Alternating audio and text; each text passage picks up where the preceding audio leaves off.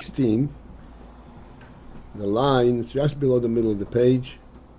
The line starts with Rosh Tevet, mikol makom.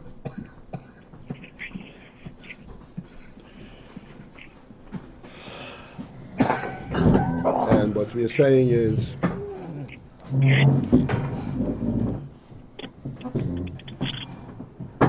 that oir and shame are the same inyan, and that stays chabrus, stays joined with its source, with the etzem, and that's why there is such a concept as a shem atzmi, etzem Hashem, because it is representative of the fact that this is an etzem, as we discussed quite extensively. Then we're saying that in shame, and the same thing in oir, there is also a secondary level. That's called hispashtus oir. And in case of the name, of the shame, this is where the shame is applied in two different levels. One is where the shame is used to call the person, and then when there is a shame, is applied to an object that belongs to the person. That's a further reduction, a further step down, distance from the original. And yet still, there too, there is an element of the etzem, that the object belongs to the person. And as we said, that has an effect on the object. It brings the object a certain status. And now, I said the line begins with mikol makom, and then there is in the middle of the line a start parentheses. This is where we are starting. V'hinei beprotius hamadregis. When we should focus in a specific madregis, he said that in his pashtus, that in oil there's many madregis. And generally speaking, it is etzem oil and his pashtus oil. The proteus are madregis. When you go down into the details of the various madregis that is contained in the oil and the his pashtus oil, yesh leimar, there it is. It can be manifest in this manner. Shezehu k'moy hadibur. That this inyan, that his pashtus ha'oir, and the secondary level of the name are still mechubar to the etzem. That this is like the madrege of dibur, of speech.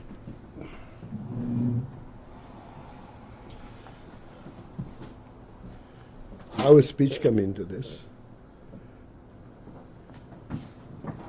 What this is implying, what this is going to be discussed,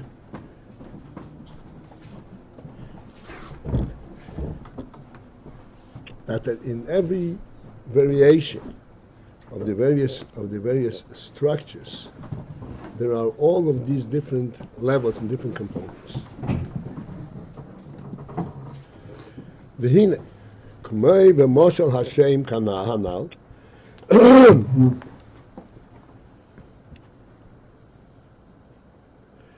Just as in the moshel of the name Hanal, as we discussed before, k'mei kein al derech moshel. Similarly, there's this. We can use the metaphor of guv ha'adam, the body of the person, which also has a similar element, aspect of the name.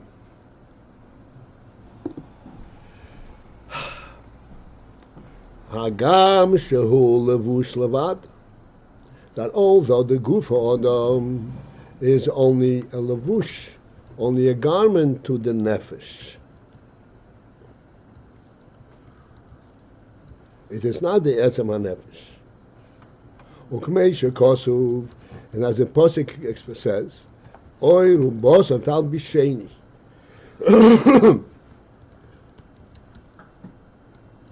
Skin and flesh, tal bisheni, you have dressed on me. Which means that the nefesh is mislabish in a goof that consists of oil and basar.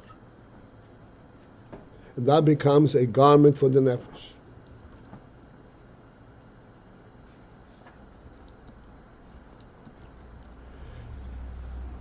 Clearly, this is only a garment for the nefesh. This is not the nefesh.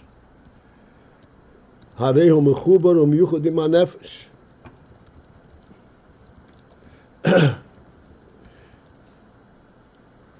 So that goof is mechubar umyuchad im nefesh, is united with the nefesh. Ad she'ein yochel lepoishtoi. So profoundly and so completely that this becomes miyuchad with the nefesh, that he is not capable of divesting himself of it. He becomes one thing with the nefesh.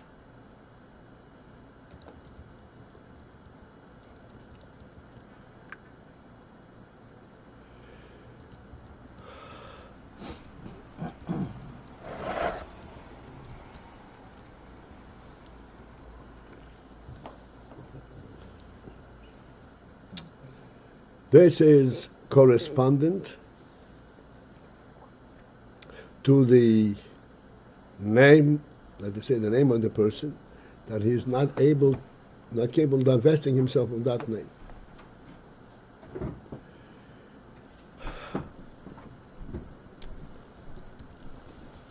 So that is the nefesh itself, as a nefesh mislabish in the goof.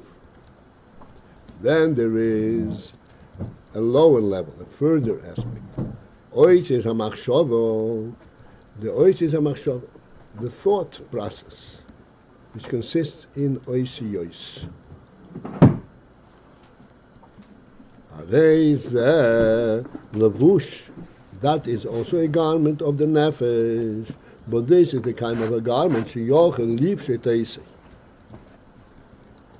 which he can remove, which he can divert himself of. Kavush tachlife, as the Pasuk says, kavush tachlife. Like a garment, you exchange, you substitute them, you change them around. Shepoishit es asrei machshava, that he divests himself from one thought, v'lo yivesh machshava acheres, and he dresses and he gets into another machshava, another thought. Machshava is a garment of the nefesh, and yet he can change the garment, the levush.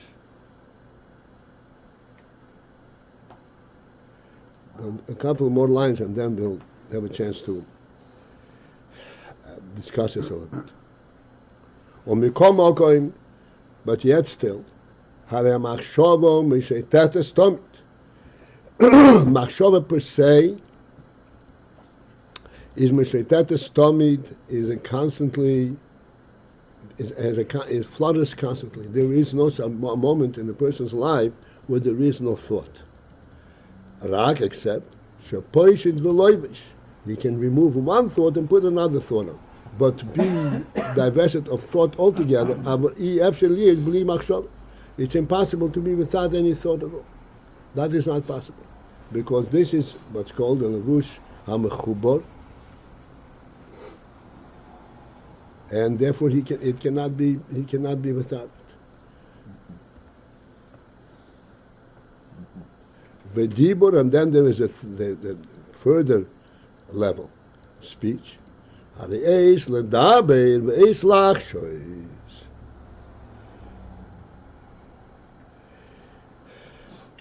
is the Pasuk, Eis l'daber ve'eis lachshois. And deeper it's very time dependent. It's situation dependent. Eis l'daber ve'eis lachshois mildaber. There's a time to speak and a time to abstain from speaking.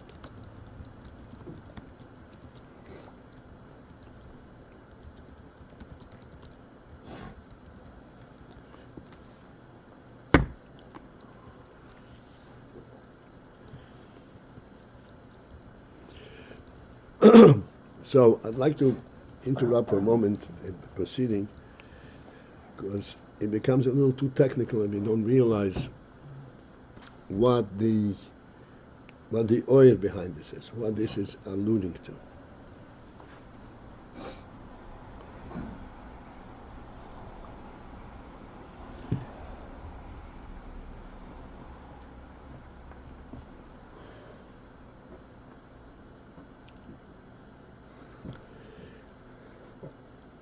As we said, the human being is what's called an atzmi, which means he has a presence that is declared by his creator. You be that.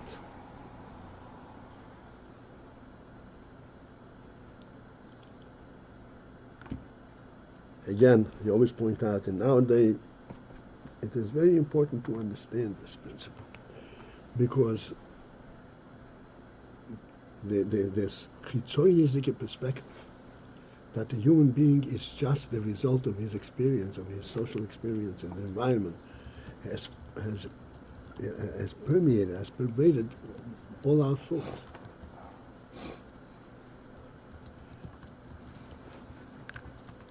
The human being is a godly creation that he declared him to be this the way he created him. In that creation there are different levels. There's a nefesh, there's a neshama. The neshama, this is the godly spark in the person.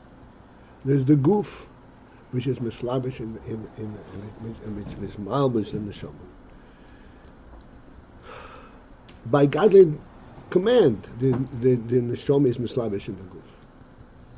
When we say they're inseparable, we mean to say, sure they're separable.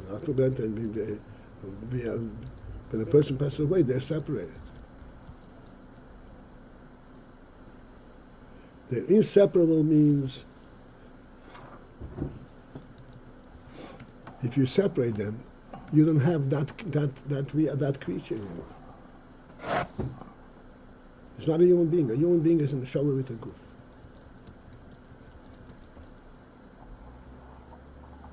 When we say a person can be with and without thought, is he a human being? It's not a human being. He's doing one action, he's doing another action. When we say it cannot be divested, the person cannot divest himself of his name. He can change his name.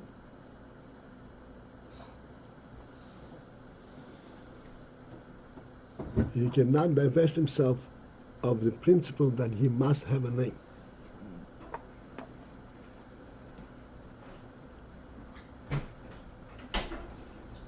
Why must he have a name? Because his creator had declared him a real presence that has a right of being in this world. He has an address. He has a place where he is. Like we always give these simple examples. You are at a wedding. If you're an invited guest, you have a place. If you're an intruder, you don't have a place. Nobody minds you being there, but it's not the same thing.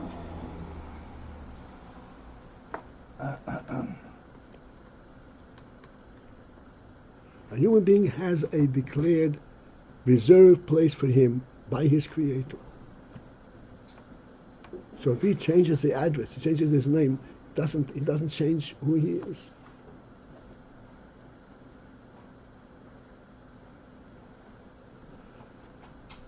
Because this name is directly mechubor to his essence. It was called the Shemo Etzem, Atzmi.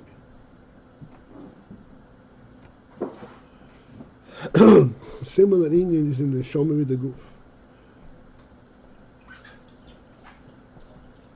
The goof is only a lavush, a garment. The neshama is certainly an independent entity. The goof is time and space bound, It needs to be maintained, needs to be given life. The neshama does not have any of these requirements. Neshama is an atzem chai, and yet, when the neshama, the connection between the neshama and the guf is by the godly declaration. That is a real creature. It's not like two things that don't belong together. It's very difficult to realize how the neshama relates to the guf, and the guf and the neshama, they are so vastly different. By godly decree, they become one entity.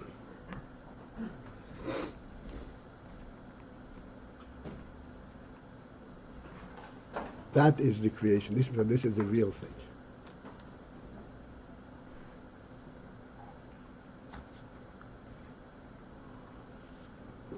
To the extent that the guf, yet it's correct to say that you cannot divest the levush of the guf from the neshama. When there is such a divestition, you're committing a crime against the Creator. Because you're violating a true presence, a reality.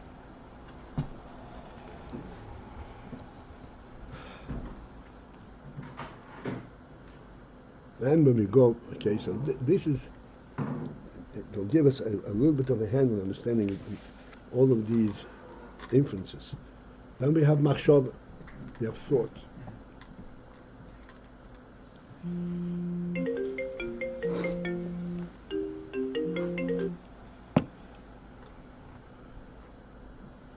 The difference between thought and the actual neshama presence in the guf.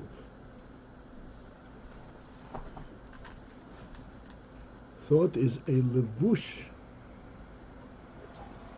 to the neshama. In what way is thought a levush to the neshama? Now, in neshama, the slapshus of the guf, the neshama in the guf, the neshama gives the guf a real presence, a real life. The relationship between the neshama and the guf is not through parameters. The neshama tells the guf, listen, I have intellect. You want to give me your brain, so I'll put it into, the neshama is mislabish in the guf. Period. Much higher level than the intellect even. Rosen and Noinik, which is the very essential representation of life of neshama. This is what's in Slavish in the guf.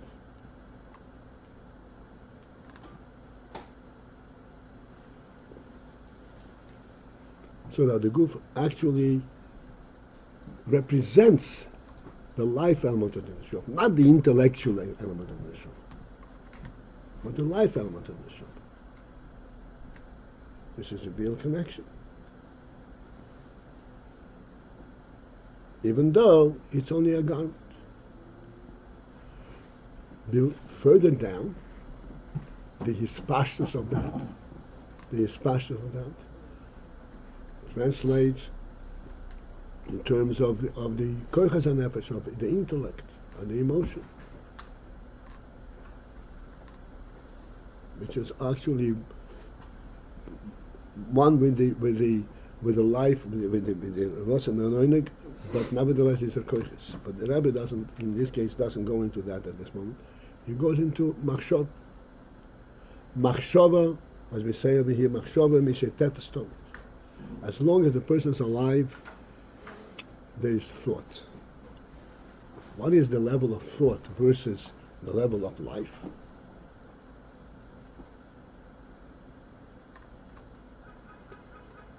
So we say the one way to describe thought is what's called oisius hamachshava. What does oisius mean? Oisius means that there is a means. There are these patterns through which the neshama can communicate with the guf. It is not just the presence of the neshama, but it's a message that is broken down into little bits and pieces so that the goof can accept it, can relate to it. It's called machshava.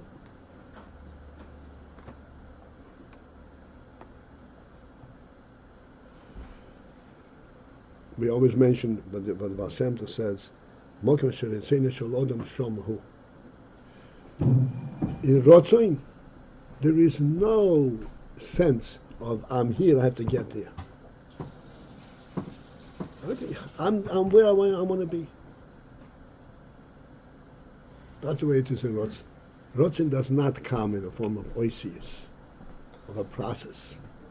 I am where I want to be. Because Rotzin encompasses the entire reality. It says, where I want to be, that is the reality. When that comes down into machshava, then that rotzin is broken down into oisius. I want to go there. I want to do this. When you think in terms of in machshava, this place versus that place, they're both described in terms of what this place stands for, what that place stands for, and what the distance between them is, and how you get there. This is all in machshava. In machshava, even when you're considering the rotzin machshava, you're considering also inoisim. Do I want to be there or I don't want to be there? Why would I want to be there? Why would I not want to be there? That's the way it's a machshava. Oisi is a machshava. That's what oisi is. In machshava, everything comes through oisios. Why oisios? Because the goof is not capable of relating to the dynamics of what's contained in machshava. Just as you cannot communicate with another person, you cannot communicate at the thought level. You have to come down on speech, and in speech you have to come down into oisius, each word separately. If you gobble up the words, if you don't have break between words, he won't understand what you're saying. Everything has to be broken down.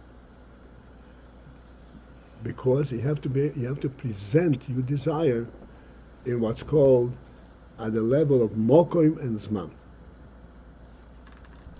This is the primary difference. Machshava and neshama is not in makom and zman. Goof is in makom and zman.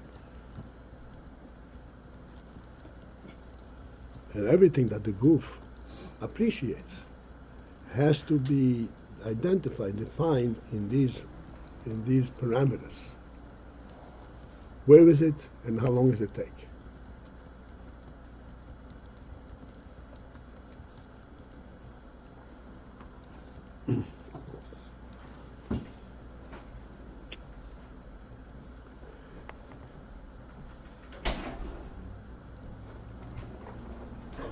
So machshava is called, it doesn't mention this here. Machshava is called levush ha-mechubor. The goof is also a levush, a garment, but it's on a different level than the thought. Because thought can be exchanged. And it does not change the person, it's the same person completely. It's called levush ha-mechubor, levush that is mechuber, that is connected to the nefesh. It's mechuber in the sense that there are many aspects in this union. Number one, it's impossible to be without machshava. As long as the neshama is in the goof, there is machshava. Because the goof is b'mokim uzman. Therefore, in order for a person to know that he's alive, he has to come to machshava.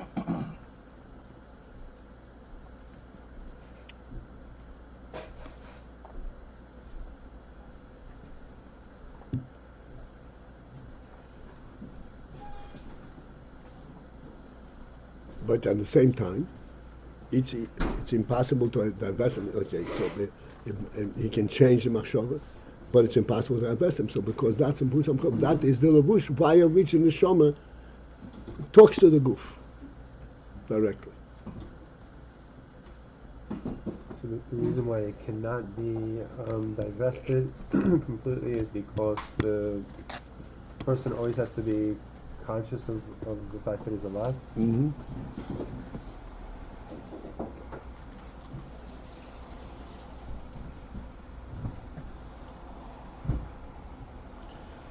Let's see if I have time for this. I don't have time for anything. Okay, so this is it. We'll get together tonight in Mitzvah. I guess my question is why. Yeah, okay, so that will be for tonight. Okay, have a great day.